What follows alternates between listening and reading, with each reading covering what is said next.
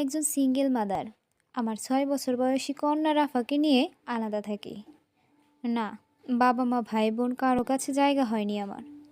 সবাই যে যার মতো দায়িত্ব এড়িয়ে গেছে, অথচ একটা সময়ে তাদের কতই না সাহায্য করেছিলাম আমি।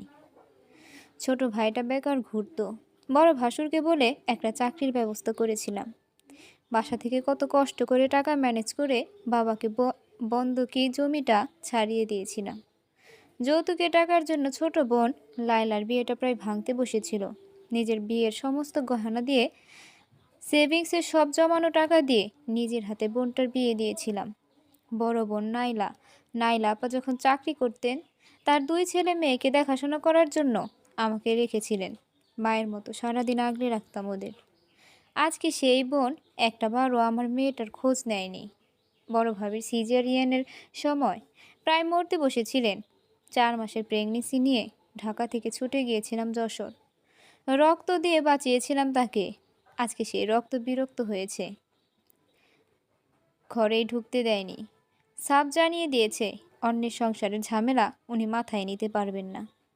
বড় ভাইও চুপ ছিলেন, বইয়ের পিছে পিছে উঠে গেল, চলে গেল। আমরা 5 ভাই বোন, সাথে বাবা মা, বিশাল পরিবার। কিন্তু আজকে আমার কেউ নেই।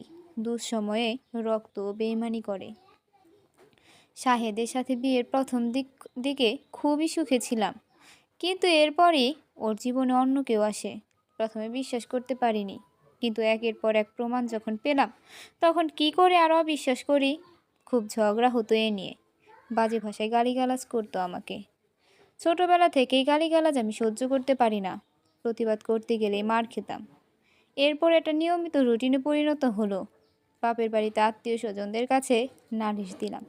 সবাই একই উপদেশ দিত, মানিয়ে নাও। কাল শীটে পড়া ক্ষত বিক্ষত শরীরের যন্ত্রণাটা কেউ বুঝেনি, হয়তো বুঝতে চায়নি। এরপর যখন প্রমাণ দেখলাম, ভেবেছিলাম এবার হয়তো তারা বিশ্বাস করবে। বিশ্বাস করেছে। আবার এও বলেছে, কেমন মায়া হইছ যে নিজে স্বামীরে আঁচলে বাইন্দা রাখতে পারো না, আরেক বেটির কাছে যাই কেমনে। এটা আমাদের সমাজের নিয়ম। মেয়ের জামাই যতই অন্যায় করুক না কেন, মেয়ের পরিবার মেয়েকেই দোষারোপ করে, ঠেলে ঠুলে ওই সংসারেই ফেরত পাঠাবে। একবারও বুঝতে চাইবে না মেয়েটা কত যন্ত্রণার মধ্যে আছে। আমার অবস্থাও হয়েছিল তেমন। সহ্যের সীমা ছাড়িয়েছিল তো সেদিনই, যেদিন ওই নষ্টা মেয়েটাকে ঘরে তুলে আনলো। আর সহ্য করতে পারিনি। এক কাপড়ে মেয়েকে কোলে নিয়ে বেরিয়ে এসেছিলাম, কিন্তু কোথাও ঠাঁই হয়নি আমার। সবার মুখে একই কথা, আর একটু সহ্য করতে পারলে না। মেয়ে মানুষে তো ধৈর্য ধরে চলে। তারা কি কখনো খোঁজ নিয়েছে কতটা অমানসিক যন্ত্রণার মধ্যে আমি ছিলাম? একটা মেয়ে কতটা কষ্ট পেলে নিজের সংসার ত্যাগ করে আসে। সমাজ কখনোই জানবে না একটা মেয়েকে কতটা অমানসিক যন্ত্রণা সহ্য করতে হয়। তারা শুধু জানে কিভাবে একটা অসহায় মেয়ের দিকে নোংরা আঙুল তুলতে হয়। জীবনযুদ্ধে একাই নেমে গেলাম, মেয়েকে বুকে চেপে। হন্যে হয়ে একটা চাকরি খুঁজছিলাম, কিন্তু কে দেবে চাকরি? ইন্টার পাসের সার্টিফিকেট দিয়ে এই শহরে কি আর ভালো চাকরি পাওয়া যায়? তবুও আশায় বুক বেঁধেছিলাম, ছোটোখাটো একটা চাকরি হলেই হবে। মা মেয়ে ঠিক চলে যাবে। চাকরি সে তো সোনার হরিণ। ইন্টারভিউ দিতে গিয়ে কত লোলুপ দৃষ্টির শিকার হয়েছি, কত মোটা অঙ্কের অফার পেয়েছি, না খেয়ে থেকেছি, কিন্তু নিজেকে বিলিয়ে দেইনি। অবশেষে এই পোড়া কপালে একটা চাকরি জুটলো, তাও পিএস এর পোস্ট। লোকে মেয়েদের এই পোস্টে চাকরি করা ভালো নজরে দেখে না, কিন্তু আমি নিরুপায়।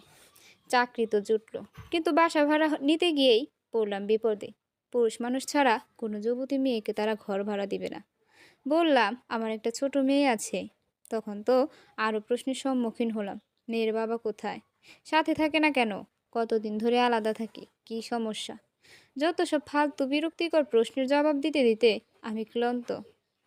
তারপর সব হাসি মুখে জবাব দিচ্ছি, যদি একটা ঘর পাই। কিন্তু সবাই মুখের উপর না করে দিল। এক মহিলার সাথে সাবলেট থাকতে চাইলাম, কিন্তু উনি মুখের উপর সেলফ জানিয়ে দিলেন আমি থাকলে নাকি তার সংসারে ঝামেলা হবে।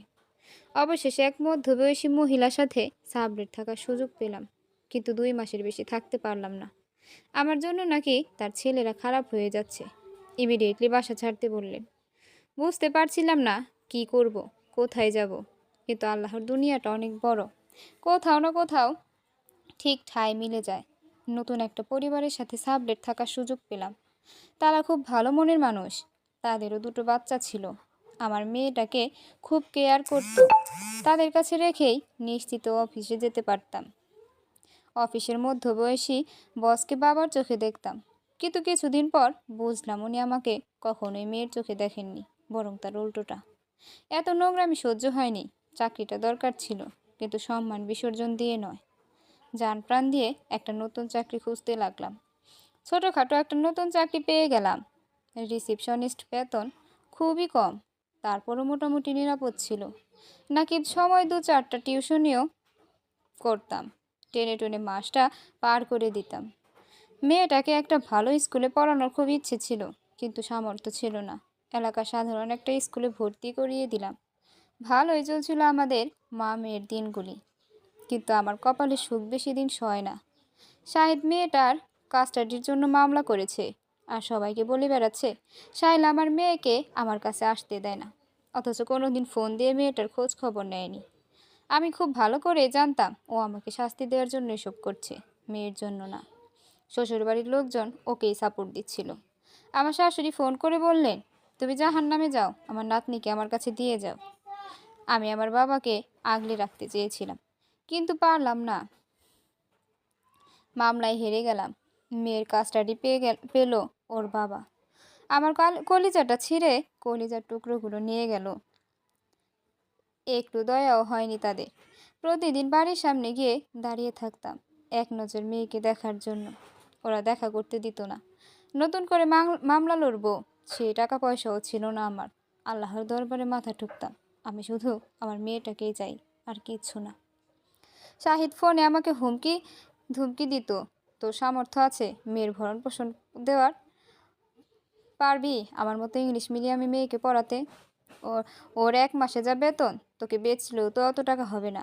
কোত্থেকে দিবি মেয়ের ভরণ পোষণ? কিন্তু আমার জেদ চেপে গেল। আমার মেয়েকে আমি চাই চাই।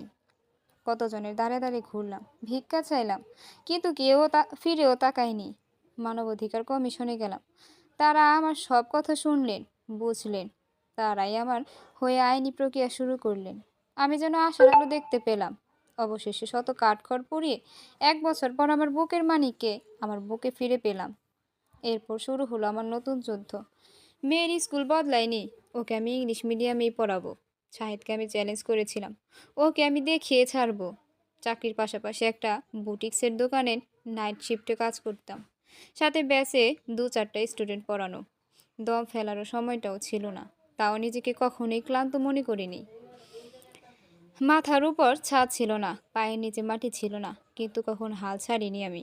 নিজে বেশি পড়ালেখা করতে পারিনি। খুব ইচ্ছে ছিল মেয়েকে উচ্চশিক্ষায় শিক্ষিত করব। আজ আমার মেয়ে বিমান বাহিনীর ফ্লাই অফিসার হিসেবে কর্মরত। আমার পরিশ্রম সার্থক। সারা দুনিয়াকে আমি দেখাতে পেরেছি একা একটা মাও সংগ্রাম করে মেয়েকে প্রতিষ্ঠিত করতে পারে। সেরা রত্নগর্ভা সম্মাননার জন্য আমাকে মনোনীত করা হয়েছে। আমি আমার মেয়েকে নিয়ে গর্ব করি।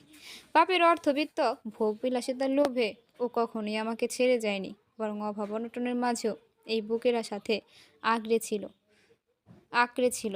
দামি পোশাক, খেলনা কিছুই দিতে পারিনি। কোনো অভাব অভিযোগ ছিল না তার। হাসি মুখে সব মেনে নিত।